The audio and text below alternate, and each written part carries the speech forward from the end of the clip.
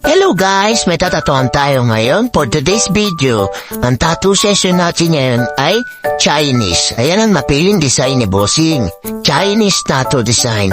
So sa part na yan guys, ini-stencilan ko na pinalagay niya pala sa bandang leeg niya, sa ilalim ng tenga niya. Yan ang nagustuhan niyang pwesto na ilalagay dyan. Wow. Kaya sabi ko sa kanya, tiis-tiis lang. Kasi nga, first tattoo yan. Siyempre, flex ko lang yung gamit kong Arctic ink tayo dyan, guys, by Sir Bong Arquines.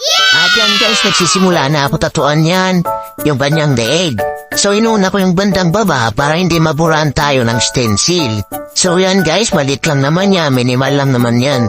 Pero siyempre, sa bandang leeg, talagang medyo masakit lang din. Pero kaya naman yan, basta gusto mo. So, yan, guys, nagbubula-bula na ako dyan. Medyo malapit na ako matapos dyan, guys. Pupunasan ko na siya ng tissue. Sa mga gusto pala magpatato sa akin, guys, message nyo lang sa akin, sa aking Facebook page, sa Facebook account. Search nyo lang Tattoo Ink JR. Siyempre, sa YouTube channel natin, guys, pa-subscribe na rin na Tattoo Ink JR. Sa TikTok, Tattoo Ink JR lang din, guys. And then, sa my Instagram. Okay, guys, maraming salamat. Thank you.